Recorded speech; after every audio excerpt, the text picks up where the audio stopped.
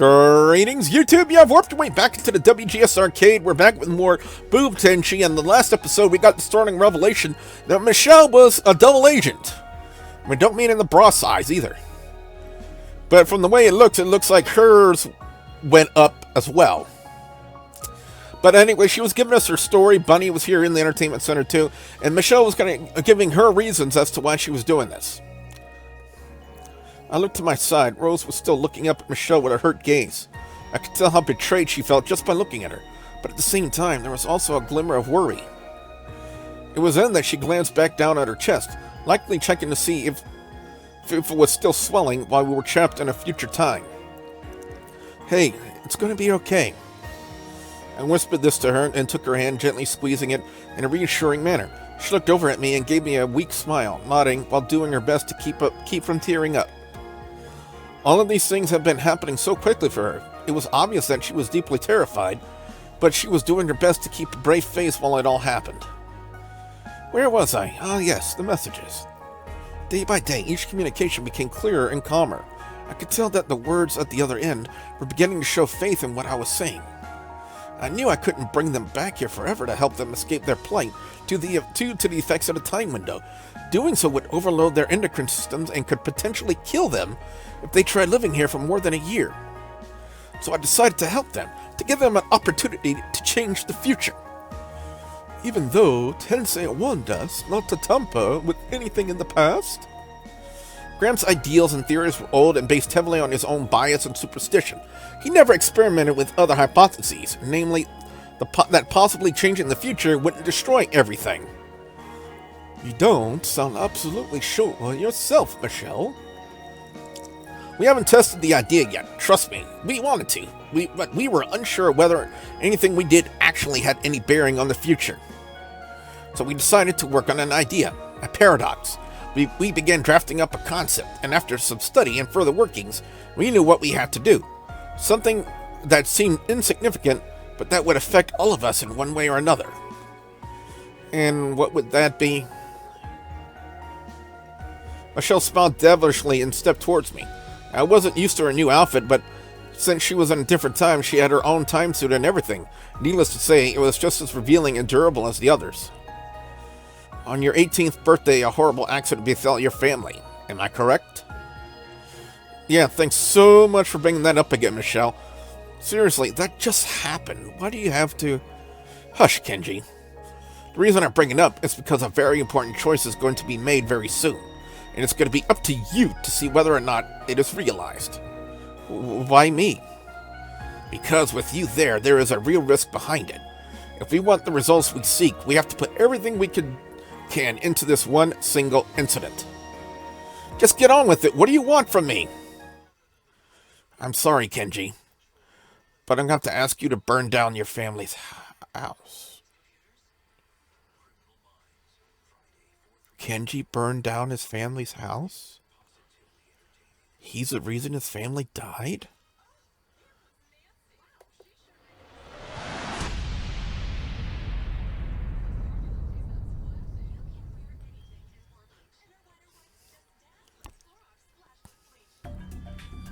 Michelle, have Kyo and Rose made it back safely yet? Michelle, where are you? Michelle, are you in here? Where could she be? Am I the only one in the lab right now? Michelle, Rose, Kyo, is anyone around? I have a bad feeling about this. You want me to what?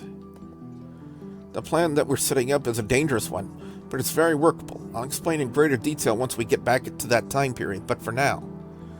No, Michelle, what are you talking about? Michelle's blasé attitude towards her previous statement was making my skin crawl. Did she actually just suggest that we go back and burn down my parents' house?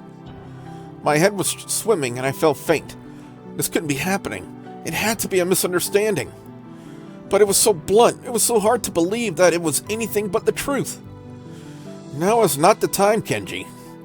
Oh, quite the contrary, Michelle. I think I'd like you to reiterate on the notion of burning my family's house down. Without thinking, I lunged over at her out of pure rage.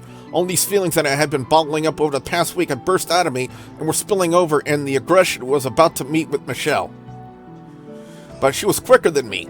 She took her cane and spun it, its form moving at a blinding pace to strike me right at the base of my spine. The action knocked the wind out of me, causing me to howl in pain and collapse to the floor. I know that the idea is callous and possibly heartless, but if Project Paradox goes the way I think it will, you won't have to worry for long. I don't want to be a part of your games anymore, Michelle. Just let me and Kyo and Rose all go home to our time while you tinker around with your time window. I'm afraid I can't do that, Kenji. The very idea of your house burning down at your hands is already a risky enough one to not make you go back.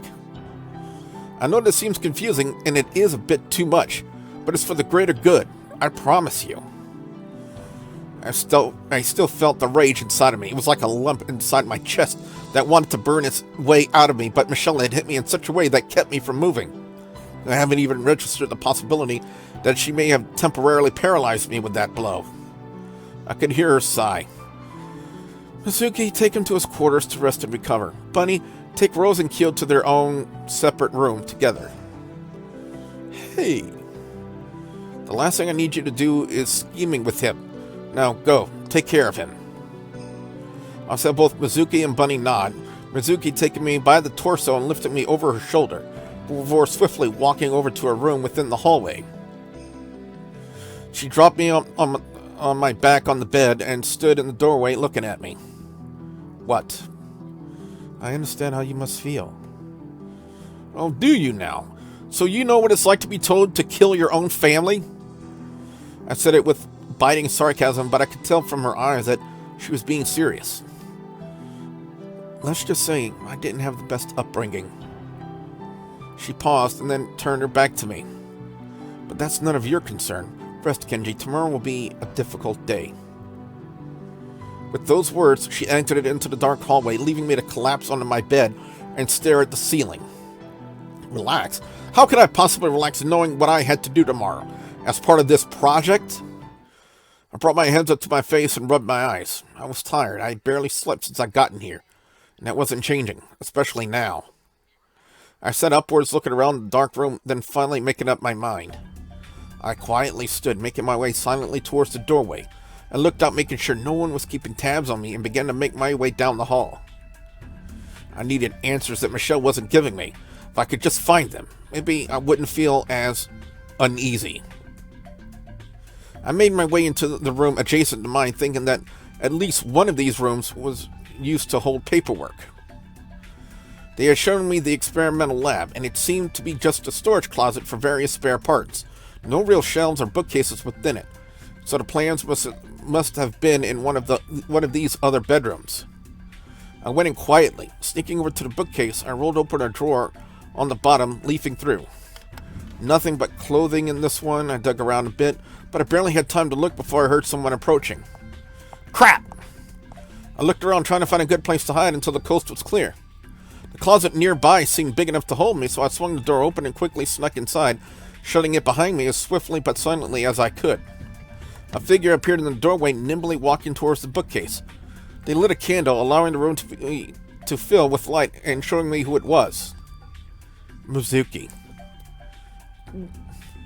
I was holding my breath, sweating and fearful, hoping she was just passing through this room, but as she began to undress, I realized I was not going to be that lucky. How can you say you're not going to be lucky when you're looking at that undressing? She made swift work of taking off her dress, only being in her underwear as she stepped towards the closet I was in. My heart was pounding faster and faster the closer she got until...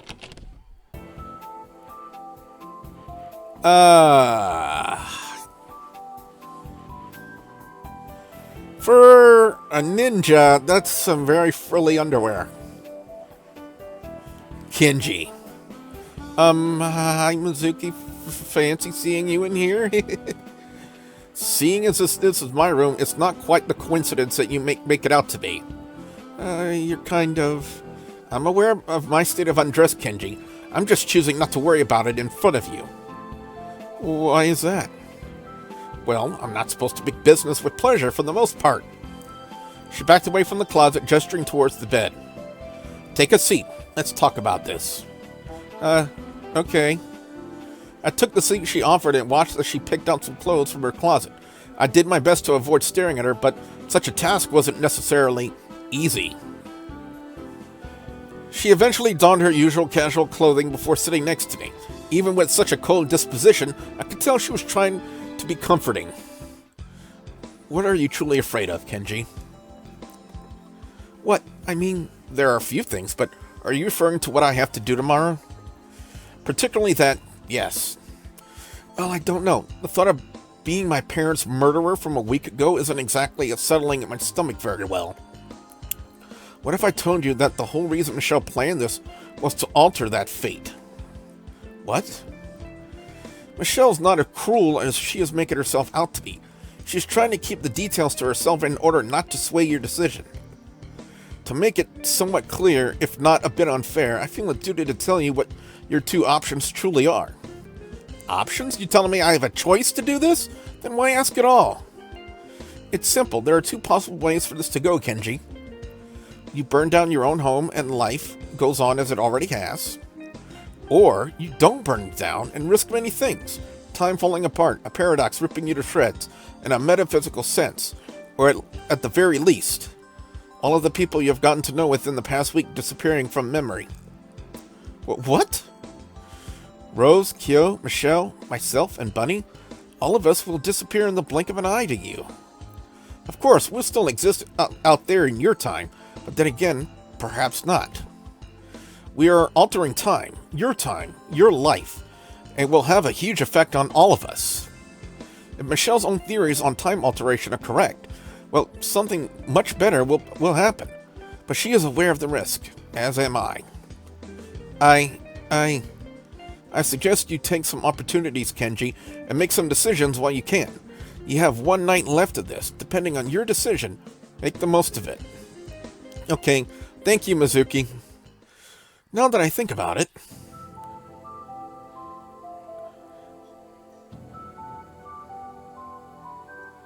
Oh, MIzuki want to get her game on? I watched as she pulled her turtleneck top from her body, glancing at me seductively. I could take a bite, just this once, if you'd like. I'm sure? MIzuki turned to me, her face getting close to mine. Oh, it just occurred to me. Have you felt either of them yet? What do you mean? Don't play coy with me, Kenji. Have you gotten a chance to feel these on either of the girls yet? She suddenly set my hands on her breast, and I nearly jumped through the roof. I didn't think so. Your self-control is beyond what I know of other men. Call me impressed. She pulled my hands away, and I set them at my side. I have to admit, there is something interesting about you, Kenji, so reluctant yet willing. You have to remember that even though girls like me like to be respected, we still like to have fun just as much as you guys do. So I suggest you have some fun while you can. She donned her casual clothing once again, standing from the bed. Thank you, MIzuki. You're welcome. I will let Bunny know that she can allow you into Rose and Kyo's quarters. What? Really? But Michelle? Michelle doesn't have to know. Now that I think about it, I'll be able to send them both to your room without raising all that much suspicion from Michelle. But you'll have to keep it down for the night, I'm afraid. No funny business, Kenji. She winked again, and I jumped slightly at what she was suggesting. I'm not gonna lie. I was a bit disappointed, but I didn't expect any sort of action on a night as tense as this one. But I had to discuss these things with the two of them before tomorrow happened. Rose and Kyo would definitely be able to help me think through the cloud of confusion I was under. Okay, got it. Thank you again, MIzuki. MIzuki nodded, leading me back to my room before rushing away silently, in her traditional stealth-like manner. After a few minutes, my door slightly cracked open, Bunny's face popping in. And before we go any further, guys and gals, we're going to go ahead and call it an episode. And when we come back to the arcade, we're going to find out what exactly Rose and Kyo have to say about this turn of events. So with that being said, I am your friendly neighborhood Wrestlegamer, and I will see you at the next Warp Zone. Bye, guys! Bye. And holy shit, what an outfit! Congratulations, girls, you finally...